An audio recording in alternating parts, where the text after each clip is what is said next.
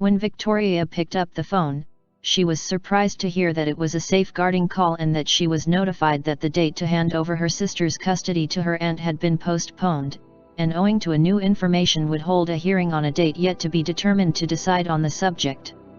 Victoria cried with joy and hugged her sister, who also wept with happiness. When she thought there would be no more surprises, the doorbell rang again, and when Victoria opened she found a delivery man carrying a huge bouquet of white orchids. The bouquet was for Victoria Walker.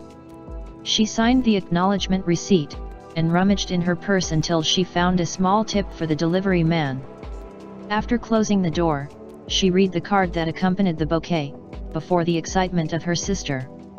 "I hope these flowers brighten your day, as a girl as brave and exemplary as you deserve. By the time you read this I hope you have received the good news from Mr. Davies and from Safeguarding.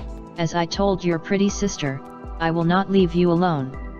Soon I will meet with you to explain everything and inform you of certain things that may interest you. Lord William Maybourne," Victoria read aloud, and then she was speechless from the surprise. "How cool. William wants you to be his girlfriend," Kate said happily. "What nonsense are you saying, Kate?" Victoria replied, confused and angry. "Of course, Vicky. He sent you flowers because he likes you. And he paid the rent and talked to the witches of Safeguarding so that they would leave us alone. He's in love with you, Victoria," said the excited little girl. "Do not be silly. That man barely knows me, and he's too old for me. I could be his daughter," Victoria replied defensively, though there was a certain hesitation in her tone as if what her sister was saying were not at all crazy. "I do not care. I want you to be his girlfriend. William is cool," Kate demanded. "Do not be spoiled. And better forget about such nonsense. A rich man like that cannot be interested in a poor girl like me, and even if it were, I'm not looking for a boyfriend, and if I were looking for it, you would not choose it for me. Now sit down and finish your task," Victoria said with authority. "You're very dumb, Victoria," Kate protested sulkily. The two sat down to finish the task, but Victoria's mind was far away, in that man. The night of that day William received in his house a friend and also his lawyer, the head of his team of lawyers, in fact, Ephraim Josephson. He was a 40 man, more or less tall, with a normal build, perhaps with a few extra pound weight, a pleasant face, and some gray hairs in his smooth light brown hair. "Man, I'm intrigued. I do not know that it was so urgent and personal that you wanted to argue with me in your house and not in the office," Ephraim said, taking a seat on a sofa. "You'd better have a whiskey with me, because when you hear what I want you to do, I'm sure you're going to need it," William said with an ironic smile while he put a glass of whiskey in hand of his friend. "You're scaring me. Do not tell me you're a new Bernie Madoff," Ephraim replied half seriously and half jokingly. "You are very funny." "No, nothing so serious," William replied with a funny and sarcastic smile as he sat down in an armchair in front of his friend, with his own glass of whiskey in his hand. A while later they were both arguing. "William, as your lawyer, I can do whatever you want, but as your friend I tell you this is crazy. Absolute madness. You cannot do it, it would be," said Ephraim in despair. "I will not change my mind, the decision is made.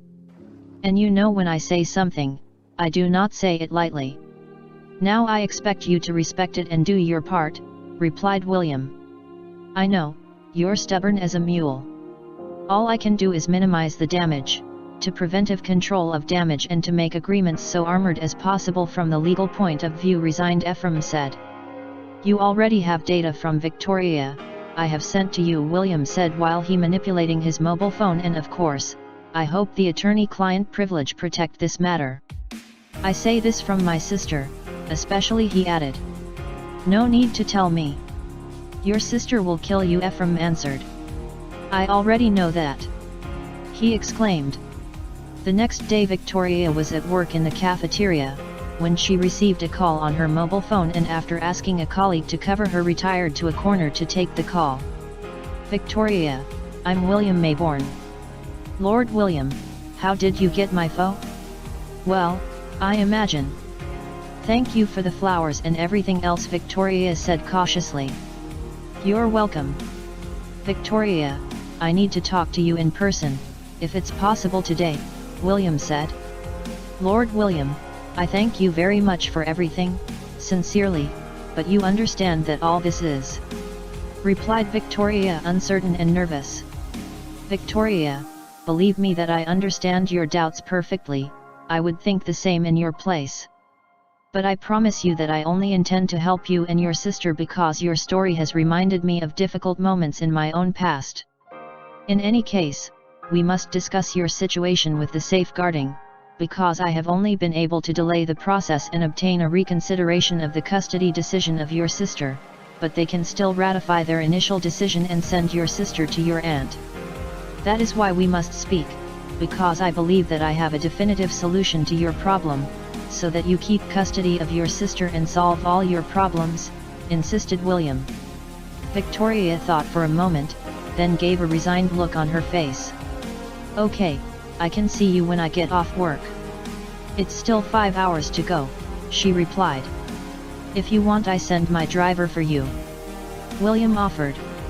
No, thank you, but I'd rather go by taxi. Now that I do not have to pay the rent thanks to you, I have a little more money, said Victoria, who actually wanted to prevent William from knowing where she was working, not knowing that he already knew. All right, as you wish, replied William. Where will we meet? Victoria asked. At the Maybourne Tower, he answered matter-of-factly. It was late in the evening when Victoria stepped down from a London taxi at the entrance to the Maybourne Tower, the office tower that was the headquarters of the Maybourne Corporation. She was still dressed in her waitress's uniform, with a coat over her, and white sneakers. As she entered the reception hall of the tower, she was greeted by Joe, who escorted her to the highest floor, where William's large, luxurious office was. He greeted her with a gentle handshake, and then they sat down, her on a couch and him in an armchair. William, I want to sincerely and heartily thank you for what you have done for us. Few people would do something similar for strangers. I'm really touched by your gesture. And of course I will pay you whatever the rent money, Victoria said, a little excited and voice a little broken. It's not necessary, Victoria. I do not pretend you give me back that money, I do not consider it a loan, replied William very kindly. But I must insist, my mother taught us to have dignity despite being poor and not accepting alms. I thank you with all my heart for your generosity, but... Victoria replied. Victoria, I understand, and it's something that honors you and your mother. But to consider alms my help and insist on repaying the money could be interpreted as a snub, William said quietly. No, please, that's not my intention, Victoria began. Then let's not talk anymore, now we must talk about the process of custody of your sister. William explained the point of the safeguarding process, and for Victoria's anguish, he explained how it was still very likely that her sister's custody would be taken away. In conclusion, it is necessary to provide a stable environment in every way to ensure that you keep custody of your sister. But that requires many changes. However, do not worry. From now on I'm going to make myself responsible for the two of you staying together, William said. Victoria shifted nervously, then stood up. Forgive, William, or Lord William. I do not want to be rude or ungrateful, but I need to understand it. No one takes responsibility for the life of someone it have just met. I am very young and inexperienced, but everyone knows that nobody gives anything for nothing. You look like a good person, but I need to understand why you do this, Victoria replied honestly and trying to look assured, but nervous. William rose to his feet and Victoria stepped back, as if fearful, and felt her breathing quicken. You're right, Victoria. You are an intelligent and mature girl for your age, as well as brave and sincere. That's what I like about you, be frank and direct, and get to the point. You are the kind of people who do not waste time on nonsense, and that's why you deserve the truth," said William very seriously and with a slightly dark and murky look on her, reflection of feelings contradictory inside. "Certainly there is something I want in return of my help. I want to you," he added flatly, though a slight tremor ran through his body. Victoria opened her mouth and her face showed fear and surprise. Her gesture went from the shock of fear and surprise, to a gesture of anger, a badly contained anger, and wounded pride. And tears of rage began to spring from her eyes, while her body trembled. "So that's what it is. A whim of a rich bastard!" Victoria exclaimed in a voice that reflected cold anger. "Wait, Victoria. Do not say or do anything you can regret it. You must hear me first."